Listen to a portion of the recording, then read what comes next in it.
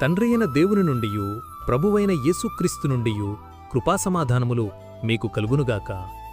ఈరోజు దేవుడు తన పరిశుద్ధ గ్రంథములో నుండి మనకు అనుగ్రహించిన నేటి దేవుని వాగ్దానము యెషయా గ్రంథము 66వ అధ్యాయము 13వ వచనం.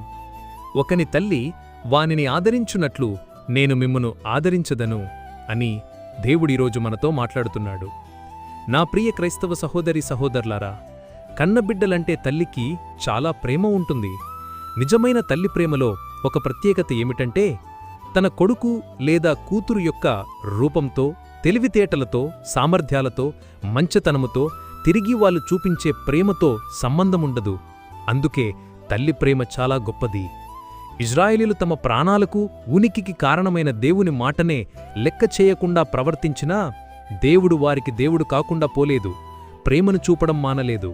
నా ప్రియ క్రైస్తవ సహోదరి సహోదరులారా, నువ్వు నేను తెలిసి తెలియక తప్పులు చేస్తున్నా బ్రతుకున్నామంటే అది కేవలం ఆ దేవుని ప్రేమ వలనే. దానిని చులకన చెయ్యకుము. దేవుడిదే యెషయా 49:15-16 వచనాలలో, స్త్రీ తన గర్భమున పుట్టిన బిడ్డను కరుణింపకుండా తన చంటిపిల్లను మరుచునా వారైనా మరుచుదురుగాని నేను నిన్ను మరువను.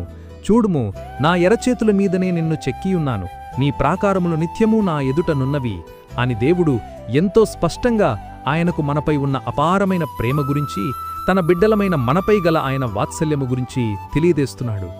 దేవుని ప్రేమ, ఆయన ఆదరణ మనందరిపై శాశ్వత కాలము నిలుచునుగాక. ఆమేన్. ప్రార్థన.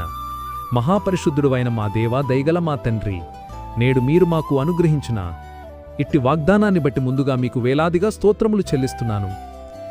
గడిచిన ఉదయకాలం మొదలుకొని నేటి ఈ ఉదయకాలం వరకు నీ కృపలో మమ్మను ఇంతవరకు కాచి కాపాడినందుకై, మమ్మను ఇంతవరకు సజీవుల లెక్కలో ఉంచినందుకై వేలాది స్తోత్రములు చెల్లిస్తున్నాను.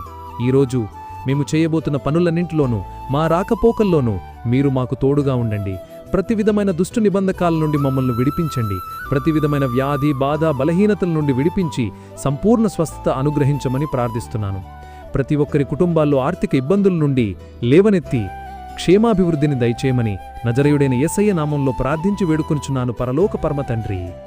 ఆమేన్. నా ప్రియ స్నేహితులారా, మీరు ఇంతవరకు మన ఛానల్ని సబ్స్క్రైబ్ చేసుకున్నట్లయితే దయచేసి మన ఛానల్ని సబ్స్క్రైబ్ చేసుకోవాల్సినదిగా ప్రభువు పేరిట మీ అందరికీ ప్రేమపూర్వకంగా మనవి చేస్తున్నాను. దేవుని కృప, ఆయన కాపుదల, నిత్య సన్నిధి సదాకాలం మీకు తోడై నడిపించునుగాక. ఆమేన్.